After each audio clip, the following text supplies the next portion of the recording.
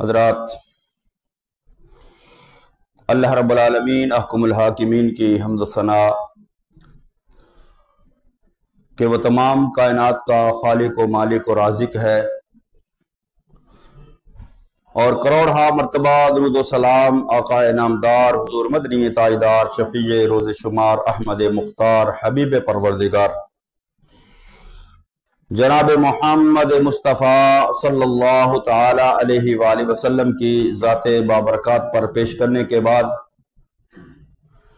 خلق کائنات وحدہ لا شریک کی مقدس اور عظیم بارگاہ کے اندر دعا ہے کہ خالق کائنات اپنے محبوب کریم صلی اللہ تعالی علیہ وآلہ وسلم کے صدقے تمام امت مصطفیٰ صلی اللہ تعالی علیہ وآلہ وسلم کو عزت و سربلندی عطا فرمائے، اور بالخصوص ہمارے اس ملک پاکستان کو اللہ ترقی، امن و سلامتی کی راہوں پر گامزن فرمائے۔ عزیزان گرامی، گزشتہ 2 جمعۃ المبارک سے قرآن مقدس کی سورہ حجرات 26ویں پارے کی اس کی آیات بینات کی روشنی میں جو اللہ رب العالمین احکم الحاکمین نے نبی کریم صلی اللہ تعالی علیہ وآلہ وسلم کی تعظیم، محبوب کریم صلی اللہ تعالی علیہ وآلہ وسلم کا ادب و احترام، اور آقا دو جہاں صلی اللہ تعالی علیہ وآلہ وسلم کے ساتھ بات اور گفتگو کرنے کا جو طریقہ جو بیان فرمایا ہے، اس حوالے سے سلسلہ گفتگو چل رہا ہے۔ آج بھی اسی سلسلے کو آگے بڑھایا جائے گا۔ اللہ رب العالمین احکم الحاکمین نے فرمایا کہ یا ایھا الذین آمنوا لا ترفعوا اصواتکم فوق صوت النبی ولا تجہروا لہ بالقول کجہر بعضکم لبعض ان تحبط اعمالکم وانتم لا تشعرون۔ خالق نے فرمایا، اے ایمان والو، اپنی آوازیں رسول اللہ صلی اللہ تعالی علیہ وآلہ وسلم سے بلند نہ کرنا۔ اگر ایسا کیا، یا وَلَا تَجْهَرُوا لَهُ بِالْقَوْلِ كَجَهْرِ بَعْضِكُمْ لِبَعْضٍ، اور نہ ہی رسول اللہ صلی اللہ تعالی علیہ وآلہ وسلم کو ایسے پکارنا جیسے تم آپس میں ایک دوسرے کو پکارتے ہو۔ اگر یہ دونوں باتیں ہوئیں کہ رسول اللہ صلی اللہ تعالی علیہ وآلہ وسلم سے آواز بلند ہوئی، یا نبی کریم صلی اللہ تعالی علیہ وآلہ وسلم کو عام لوگوں کی طرح سمجھ کر پکارا، تو پھر کیا ہوگا؟ فرمایا ان تحبط اعمالکم وانتم لا تشعرون، میں تمہارے اعمال ضائع کر دوں گا اور تمہیں خبر بھی نہیں ہوگی۔ یہ قرآن مقدس کی آیات بینات ہیں، سورہ حجرات ہے، 26واں پارہ ہے، دوسری آیہ مبارکہ ہے۔ یہاں پر ان لوگوں کو عظمت مصطفیٰ صلی اللہ تعالی علیہ وآلہ وسلم اور مقام مصطفیٰ صلی اللہ تعالی علیہ وآلہ وسلم سمجھنا چاہیے کہ آقا دو جہاں صلی اللہ تعالی علیہ وآلہ وسلم کا مقام کتنا ہے، مرتبہ کتنا ہے، اللہ نے عظمت و رفعت کتنی عطا فرمائی ہے کہ انسان جب گفتگو کرتا ہے تو سامنے والے سے گفتگو کرتے ہوئے جب بات چلتی ہوتی ہے تو ایسا ہوتا ہے کہ کبھی آواز بلند ہو جاتی ہے، لیکن اللہ رب العالمین نے فرمایا کہ میرے محبوب کریم صلی اللہ تعالی علیہ وآلہ وسلم کو عام نہ سمجھنا، اپنے جیسا نہ سمجھنا، کہیں ایسا نہ ہو کہ تمہاری آواز نبی کریم صلی اللہ تعالی علیہ وآلہ وسلم سے بلند ہو جائے۔ اگر ایسا ہوا تمہارے اعمال ضائع۔ آپس میں ایک دوسرے کو پکارتے ہوئے نام لیا جاتا ہے، عرفی نام لیا جاتا ہے، جو مشہور نام ہوتا ہے وہ لیا جاتا ہے، لیکن اللہ رب العالمین احکم الحاکمین نے فرمایا کہ میرے محبوب کریم صلی اللہ تعالی علیہ وآلہ وسلم کو جب پکارنا ہو تو پھر ایسا رویہ نہیں اپنانا، ایسا طریقہ اختیار نہیں کرنا۔ قرآن مقدس کے اندر ایک دوسرے مقام پر ہے، نبی کریم صلی اللہ تعالی علیہ وآلہ وسلم کو جب صحابہ کرام گفتگو فرماتے، نبی کریم صلی اللہ تعالی علیہ وسلم ان کو کچھ تعلیمات ارشاد فرماتے، تو اگر صحابہ کو کسی بات کی سمجھ نہ آتی تو صحابہ اپنے اس معاشرے کے مطابق، اس ماحول کے مطابق جو دوبارہ بات پوچھنے کا انداز یا سوالیہ ایک بات ہوتی تھی کہ راعنا، کہ ہماری رعایت کیجیے، یعنی اس بات کو دوبارہ دہرایا جائے، ہمیں سمجھ نہیں آئی۔ مشرکین مکہ نے، کفار نے اس لفظ کو بگاڑا اور راعنا کی جگہ راعینا کہنا شروع کر دیا، جس کا معنی ہوتا ہے کہ ہمارا چرواہا، بکریاں چرانے والا، جانور چرانے والا۔ صحابہ کرام اس لفظ کو راعنا کہتے، ادب کے ساتھ کہتے، احترام کے ساتھ کہتے، عقیدت کے ساتھ کہتے، محبت کے ساتھ کہتے، لیکن مشرکین مکہ نے اس لفظ کو بے ادبی کے معنوں میں استعمال کرنا شروع کیا، تو اللہ کی رحمت نے یہ بات، اللہ کی غیرت نے یہ بات جو ہے وہ گوارا نہ کی۔ حالانکہ صحابہ کرام رضوان اللہ تعالی علیہ مجمعین کے جتنے دل ستھرے تھے اتنے دل کسی کے ستھرے نہیں۔ جتنی محبت صحابہ کرام رضوان اللہ تعالی علیہ مجمعین کو محبوب کریم صلی اللہ تعالی علیہ وآلہ وسلم کے ساتھ تھی، کوئی آقا دو جہاں صلی اللہ تعالی علیہ وآلہ وسلم کے ساتھ اتنی محبت نہیں کر سکتا۔ لیکن اس کے باوجود اللہ رب العالمین حکم الحاکمین نے فرمایا وَلَا تَقُولُوا رَاعِنَا، اے صحابہ آج کے بعد وہ لفظ بھی اپنی زبان پر مت لانا جس کے اندر بے ادبی کا ذرا سا بھی شائبہ پایا جاتا ہو، بلکہ کہنا وَقُولُ انظُرْنَا، یہ کہنا کہ اے محبوب کریم ہم پر نظر کرم فرمائیے۔ آج ہم جب رسول اللہ صلی اللہ تعالی علیہ وآلہ وسلم کی بارگاہ میں استغاثہ کرتے ہیں تو وہی الفاظ جو قرآن مقدس کے ہیں، جو اللہ نے صحابہ کو سکھائے، ہم بھی یہ کہتے ہیں یا رسول اللہ انظر حالنا، یا حبیب اللہ اسمع قالنا۔ تو اللہ نے فرمایا وَلَا تَجْهَرُوا لَهُ بِالْقَوْلِ كَجَهْرِ بَعْضِكُمْ لِبَعْضٍ أَن تَحْبَطَ أَعْمَالُكُمْ وَأَنْتُمْ لَا تَشْعُرُونَ، میں تمہارے اعمال ضائع کر دوں گا۔ اس کا شان نزول اور اس کے حوالے سے گفتگو گزشتہ جمعۃ المبارک ہو چکی۔ اس پر اب صحابہ کرام رضوان اللہ تعالی مجمعین کا اور ہمارے اسلاف کا عمل اور طریقہ کار کیا تھا۔ نبی کریم صلی اللہ تعالی علیہ وآلہ وسلم کی بارگاہ کے اندر وفود آتے تھے، باہر سے لوگ آتے تھے ملاقات کرنے کے لیے، تو حضرت ابوبکر صدیق رضی اللہ تعالی عنہ کو جب پتہ چلتا کہ کوئی وفد آیا ہے نبی کریم صلی اللہ تعالی علیہ وآلہ وسلم کے ساتھ ملاقات کرنے کے لیے، تو حضرت ابوبکر صدیق کسی بندے کو بھیجتے، وہ اس وفد کو بلاتا اور نبی کریم صلی اللہ تعالی علیہ وآلہ وسلم سے ملاقات سے پہلے حضرت ابوبکر صدیق ان کو بارگاہ رسالت کے آداب سکھاتے کہ بھئی تم جس بارگاہ کے اندر جا رہے ہو اس بارگاہ کو عام بارگاہ نہ سمجھنا، ایسے نہ سمجھنا جیسے تم دنیا کے بادشاہوں کے سامنے جاتے ہو وفد بن کر۔ یہ بارگاہ چھوٹی بارگاہ نہیں، یہ اللہ کے محبوب کی بارگاہ ہے۔ اس کے آداب اللہ رب العالمین حکم الحاکمین نے بیان فرمائے۔ یہ تو تھا حضرت ابوبکر صدیق کا طریقہ۔ حضرت عمر فاروق کا دور خلافت ہے، مسجد نبوی کے اندر آپ تشریف لائے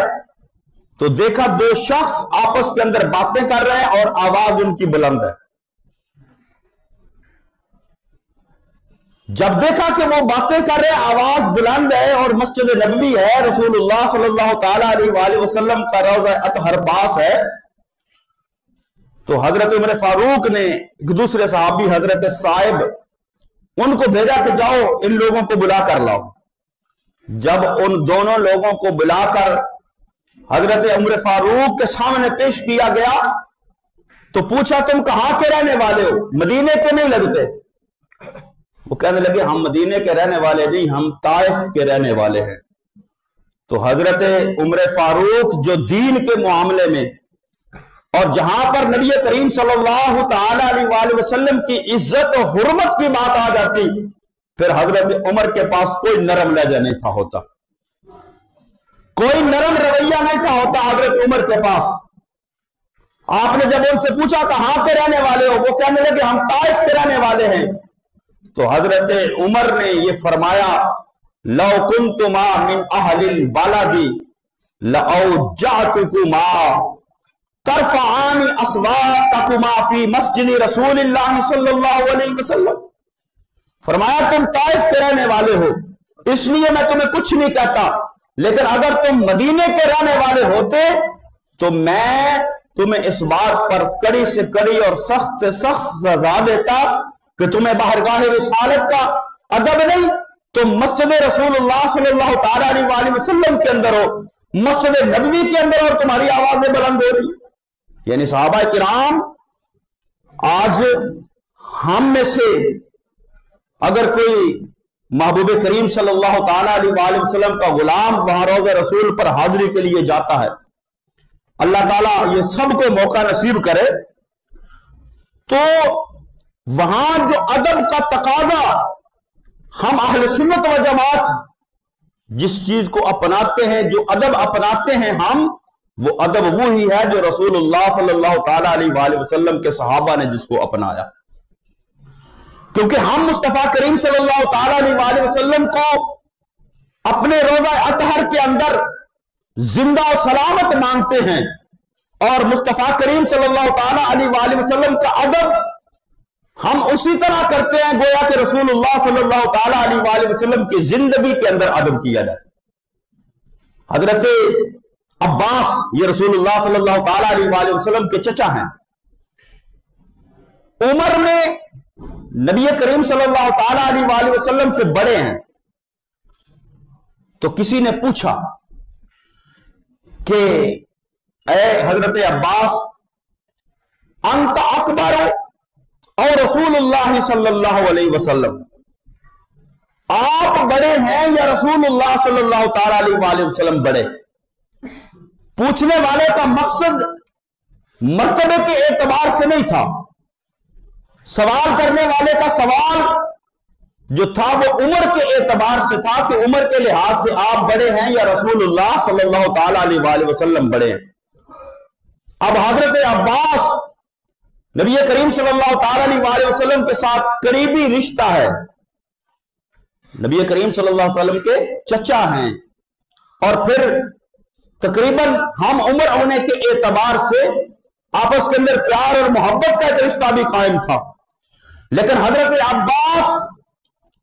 بارگاہ رسالت میں آپ کا ادب کتنا ہے؟ پوچھنے والے نے پوچھا آپ بڑے ہیں یا رسول اللہ صلی اللہ تعالی علیہ وآلہ وسلم؟ تو حضرت عباس نے جواب دیا ہوا اکبر منی وولدت انا قبلہ۔ حضرت عباس کہنے لگے تو بڑے تو رسول اللہ صلی اللہ تعالی علیہ وآلہ وسلم ہے، بس میں پیدا پہلے ہو گیا ہوں۔ ادب دیکھیں، انداز دیکھیں کہ بڑا، آج کچھ لوگ کہتے ہیں کہ میں رسول اللہ صلی اللہ علیہ وسلم کو اتنا ہی ادب دو جتنا بڑے بھائی کا ہوتا ہے۔ حضرت عباس چچا ہیں، رسول اللہ صلی اللہ علیہ وسلم جو ہے وہ رشتے کے اعتبار سے بھتیجے ہیں، حضرت عباس عمر میں بڑے بھی ہیں، لیکن پھر بھی کیا کہہ رہے ہیں؟ بڑا میں نہیں، ہوا اکبر منی، میرے محبوب ہی بڑے ہیں، وہی عظمت والے ہیں، وہی رفعت والے ہیں، وہی مقام والے ہیں، بس بات اتنی ہے وَوُلِدْتُ أَنَا قَبْلَهُ، بس میں پیدا ان سے پہلے ہو گیا ہوں، میری پیدائش پہلے ہوئی ہے، لیکن بڑے رسول اللہ صلی اللہ تعالی علیہ وآلہ وسلم۔ یہ ادب ہے بارگاہ مصطفیٰ صلی اللہ تعالی علیہ وآلہ وسلم کا۔ اور آپ صلی اللہ تعالی علیہ وآلہ وسلم کہ اس دنیا سے پردہ فرمانے کے بعد بھی صحابہ اسی طرح مصطفیٰ کریم صلی اللہ تعالی علیہ وآلہ وسلم کے روضہ اقدس کا ادب کیا کرتے تھے، گویا کہ رسول اللہ صلی اللہ علیہ وسلم کی زندگی کے اندر جو ظاہری حیات طیبہ کے اندر جس طرح ادب کیا کرتے تھے۔ حضرت عمر فاروق کی وہ حدیث مبارکہ میں نے آپ کو بیان کی کہ ان لوگوں کو بلا کر فرمایا کہ تمہاری آوازیں بلند ہو رہی ہیں، اور یہ مسجد نبوی ہے، یہ مسجد رسول اللہ صلی اللہ تعالی علیہ وآلہ وسلم ہے، یہاں ادب کے ساتھ جو ہے وہ گفتگو کرنی چاہیے، آواز بلند نہیں ہونی چاہیے۔ ترفعان اصواتکما فی مسجد رسول اللہ، فرمایا اگر تم اس شہر کے ہوتے، تمہاری آواز رسول اللہ صلی اللہ علیہ وسلم کی مسجد کے اندر بلند ہو رہی ہے، میں تمہیں سخت سے سخت سزا دیتا۔ حضرت امام مالک آپ مسجد نبوی کے اندر جو ہے وہ حدیث کا درس دیا کرتے تھے۔ مسجد نبوی کے اندر، حرم پاک کے اندر، حرم نبوی کے اندر حدیث کا درس دیا کرتے تھے۔ آہستہ آہستہ جو ہے وہ لوگوں کی تعداد بڑھنے لگی۔ جب بڑھنے لگی تو دور والوں کو آواز جو ہے وہ کم جاتی تھی۔ تو کسی نے کہا کہ اے امام صاحب، آپ ایسا کریں کہ ایک بندہ مقرر کریں کہ آپ بولتے جائیں، آپ جو حدیث کا درس دیتے ہیں وہ بندہ جو ہے وہ بلند آواز کے ساتھ جو ہے وہ لوگوں تک پہنچاتا جائے۔ یعنی آپ آہستہ بولتے ہیں، آپ کی آواز قریب والے سنتے ہیں، دور والوں تک آواز صحیح نہیں پہنچتی، تو ایک آدمی کو مقرر کرے جو بلند آواز کے ساتھ جو ہے وہ اس بات کو واضح کرے تاکہ لوگوں کو بات جو ہے وہ سمجھ آ جائے۔ تو حضرت امام مالک نے فرمایا کہ بولنے کو اونچا میں بھی بول سکتا ہوں، لیکن اس مقام کو دیکھو، اس جگہ کو دیکھو، یہ جگہ کوئی عام جگہ نہیں ہے، بلکہ یہ مصطفیٰ کریم صلی اللہ تعالی علیہ وآلہ وسلم کے روضہ اقدس کا جوار ہے، پڑوس ہے مصطفیٰ کریم صلی اللہ تعالی علیہ وآلہ وسلم کا، اور مسجد نبوی ہے۔ یہاں پر آواز جو اللہ نے فرمایا ہے لا ترفعوا اصواتکم فوق صوت النبی، فرمایا یہ حکم صرف نبی کریم صلی اللہ تعالی علیہ وآلہ وسلم کی ظاہری حیات طیبہ تک نہیں ہے، بلکہ وَحُرْمَتُهُ حَيًّا وَمَيِّتًا سَوَاء، شفا شریف کے اندر حدیث مبارکہ ہے، فرمایا وَحُرْمَتُهُ حَيًّا وَمَيِّتًا سَوَاء، فرمایا نبی کریم صلی اللہ تعالی علیہ وآلہ وسلم کی عزت و حرمت، آپ کا احترام، آپ کا ادب جیسے آپ کی ظاہری حیات طیبہ کے اندر ہے، ویسے ہی آپ کے وصال کے بعد ہے، اس ادب کے اندر کوئی فرق نہیں آئے گا، برابر ہے اس طرح ادب جس طرح آپ کی ظاہری حیات طیبہ کے اندر تھا، ایسے ہی آپ کے وصال کے بعد جو ہے وہ ایسے ہی ادب جو ہے وہ ہم پر لازم ہے۔ یہ صحابہ کرام نے اور سلف صالحین نے ہمیں یہ طریقہ بتایا۔ تو آج بھی اگر کسی کی قسمت کا ستارہ چمکے، کسی کے مقدر کا ستارہ عروج پر ہو، اور اس کو بارگاہ مصطفیٰ صلی اللہ تعالی علیہ وآلہ وسلم کی حاضری نصیب ہو، تو اس کو اس بات کا خیال رکھنا چاہیے کہ وہ کس بارگاہ کے اندر حاضر ہوا ہے، وہاں پر ادب اور احترام اور تعظیم مصطفیٰ صلی اللہ تعالی علیہ وآلہ وسلم کو جو ہے وہ قائم و دائم رکھنا چاہیے۔ اس سے اگلی آیہ مبارکہ جو ہے وہ تیسری آیہ مبارکہ، اس کے اندر پھر اللہ رب العالمین کو یہ جہاں تو حکم بیان کیا نا کہ نبی کریم صلی اللہ تعالی علیہ وآلہ وسلم سے آواز بلند نہ ہو،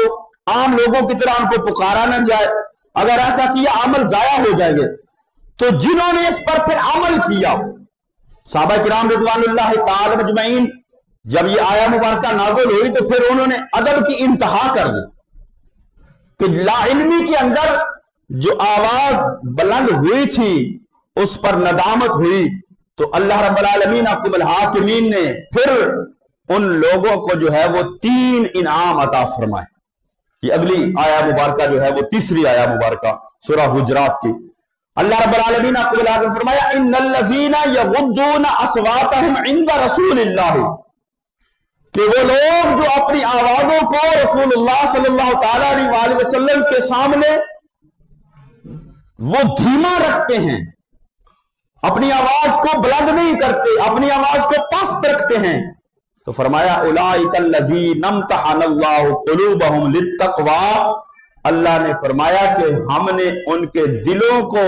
جب پرکھا تو ان کے دلوں کے اندر تقوی ہی تقوی پایا، ہم نے ان کے دل تقوی سے بھر دیے۔ یعنی پہلا انعام کیا دیا؟ جو بارگاہ مصطفیٰ صلی اللہ تعالی علیہ وآلہ وسلم کا ادب کرتے ہیں، احترام کرتے ہیں، اپنی آوازوں کو بارگاہ مصطفیٰ کے اندر بلند نہیں کرتے، پست رکھتے ہیں، دھیما رکھتے ہیں، فرمایا پہلے نمبر پر جو ہے اولئک الذین امتحن اللہ قلوبہم للتقوی، ان کے دلوں کو تقوی سے بھر دیا۔ اور دوسرا انعام کیا دیا کہ ان کے لیے لہم مغفرۃ، پھر فرمایا کہ اگر ان سے جو لا علمی کے اندر غلطی ہو گئی تھی، فرمایا ہم نے اس غلطی کو جو ہے وہ بخش دیا ہے، معاف کر دیا ہے، کیونکہ ان کے دل تقوی والے تھے، ان کے دلوں کے اندر تقوی۔ اور فرمایا پھر اس پر اور تیسرا انعام کیا ہوگا؟ فرمایا لہم مغفرۃ واجر عظیم، پھر اللہ جو ہے ان کو اجر عظیم بھی عطا فرمائے گا۔ تو آج بھی جو مصطفیٰ کریم صلی اللہ تعالی علیہ وسلم کا ادب اس کو پیش نظر رکھتا ہے تو اس کو اللہ کی طرف سے یہ انعامات ملیں گے، اللہ ان کی بخشش بھی فرما دے گا اور ان کو اجر عظیم بھی عطا فرما دے گا۔ تو تقوی کا اصل مقام وہ انسان کا دل ہے، اس لیے دل کی اصلاح پر جو گزشتہ جمعۃ المبارک کے اندر دل کی اصلاح پر زور دیا گیا کہ اپنے دل کو صاف ستھرا کرو۔ جب دل صاف ہوگا، دل کے اندر تقوی آئے گا، پھر مقام مصطفیٰ صلی اللہ تعالی علیہ وآلہ وسلم کا جو ہے وہ سمجھ آئے گا۔ اور پھر صحابہ کرام رضوان اللہ تعالی اجمعین کو اللہ نے یہ سرٹیفکیٹ قرآن مقدس کے اندر عطا فرما دیا کہ اولئک الذین امتحن اللہ قلوبہم للتقوی، کہ میرے محبوب کے غلام وہ ہیں، میرے محبوب کے صحابہ وہ ہیں جن کے دلوں کے اندر تقوی ہی تقوی ہے، ان کو اللہ نے پاکیزہ قلوب عطا فرمائے ہیں۔ مسند احمد کے اندر حضرت عبداللہ ابن مسعود رضی اللہ تعالی عنہ حدیث مبارکہ بیان کرتے ہیں، وہ فرماتے ہیں کہ اللہ کے محبوب کریم صلی اللہ تعالی علیہ وسلم نے فرمایا کہ ان اللہ ناظر فی قلوب العباد فوجد قلب محمد خیر قلوب العباد، فرمایا اللہ نے تمام لوگوں کے دلوں پر نظر ڈالی، نظر رحمت ڈالی، تو تمام دلوں میں سے سب سے بہتر دل جو ہے وہ مصطفیٰ کریم صلی اللہ تعالی علیہ وسلم۔ ان اللہ نظر فی قلوب العباد فوجد قلب محمد صلی اللہ تعالی علیہ وسلم خیر قلوب العباد، فرمایا جب مصطفیٰ کا دل جو سب سے صاف ستھرا تھا تو اللہ نے کیا کیا؟ فاصطفاہ لنفسہ، اللہ نے پھر ان کو اپنے لیے چن لیا، اللہ نے اپنے لیے چن لیا۔ اور آگے آئے حدیث مبارکہ مسند احمد بن حنبل کے اندر حضرت عبداللہ بن مسعود روایت کرنے والے ہیں، فرمایا کہ فاصطفاہ لنفسہ، اللہ نے ان کو اپنے لیے چنا، اور فابتعثہ برسالتہ، اور اللہ نے اپنا رسول بنا کر ان کو دنیا کے اندر مبعوث کیا۔ اب حدیث کے اس لفظ پر غور کریں، فابتعثہ برسالتہ، اللہ نے اپنا رسول بنا کر دنیا کے اندر مبعوث کیا، یعنی جب محبوب دنیا کے اندر تشریف لائے وہ رسول بن کر آئے، وہ نبی بن کر آئے، یہ نہیں کہ 40 سال بعد نبوت لبھی، 40 سال کے بعد نبوت نہیں ملی، 40 سال کے بعد اعلان نبوت ہوا ہے۔ اللہ کے محبوب کریم جب دنیا کے اندر تشریف لائے تو اللہ کے محبوب کریم صلی اللہ تعالی علیہ وآلہ وسلم کو اللہ نے نبوت و رسالت عطا فرما کے فابتعثہ برسالتہ، اللہ نے محبوب کو اپنا رسول بنا کر دنیا کے اندر مبعوث فرمایا۔ پھر اس کے بعد یعنی پہلی نظر کرم ڈالی لوگوں کو دلوں پر، تو ان میں سے سب سے ستھرا دل پایا وہ مصطفیٰ کریم صلی اللہ تعالی علیہ وآلہ وسلم کا، اپنے لیے چنا، خاص کیا، اپنی نبوت و رسالت کے لیے چنا، پھر نبوت و رسالت عطا کر کے رسول بنا کر دنیا کے اندر مبعوث کیا۔ پھر اس کے بعد پھر دوسری نظر رحمت اللہ نے لوگوں کے دلوں پر ڈالی، ثم نظر فی قلوب العباد بعد قلب محمد صلی اللہ علیہ وسلم، نبی کریم صلی اللہ علیہ وسلم کا دل چننے کے بعد، محبوب کو اپنے لیے خاص کرنے کے بعد، محبوب کو نبوت و رسالت عطا کرنے کے بعد، پھر جب لوگوں کی طرف نظر کی فوجد قلوب اصحابہ خیر قلوب العباد، پھر سارے لوگوں سے ستھرے دل جو پائے اللہ نے وہ محبوب کے صحابہ کے پائے، پھر محبوب کے صحابہ کے پائے۔ فجعلهم وزراء نبیہ یقاتلون علی دینہ، پھر اللہ نے ان میں سے کچھ کو اپنے محبوب کا وزیر بنایا اور انہوں نے پھر محبوب کے لیے، محبوب کے دین کے لیے پھر قتال کیا، جہاد کیا، جام شہادت نوش کیا۔ یعنی نبی کریم صلی اللہ تعالی علیہ وآلہ وسلم کے صحابہ کے دل اتنے پاکیزہ، اتنے صاف ستھرے کہ جن دلوں کو اللہ نے پسند کیا محبوب کی صحابیت کے لیے، محبوب کی صحبت کے لیے۔ نبی کریم صلی اللہ تعالی علیہ وآلہ وسلم کا دوسرا فرمان ہے جس کا مفہوم ہے کہ اللہ رب العالمین حکم الحاکمین نے مجھے چنا اپنے لیے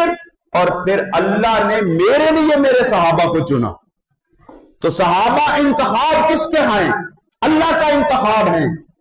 صحابہ انتخاب اللہ کا ہے، اللہ نے چنا اپنے محبوب کی غلامی کے لیے، اللہ نے چنا ان کو اپنے محبوب کی صحابیت کے لیے، اللہ نے چنا ان کو اپنے محبوب کی اور دین کی نصرت کے لیے۔ تو جس کو اللہ نے چنا ان کے اندر پھر عیب نکالنے والا وہ صحابہ کے اندر عیب نہیں نکالتا، وہ اللہ کے انتخاب کے اندر عیب نکالتا ہے۔ جو صحابہ پر آج حرف اعتراض اٹھاتا ہے، جو صحابہ کے بارے میں آج زبان کھولتا ہے، وہ صحابہ پر کھول کر وہ اپنی عاقبت کو خراب کرتا ہے۔ کیوں؟ صحابہ کوئی عام ہستیاں نہیں، بلکہ اللہ نے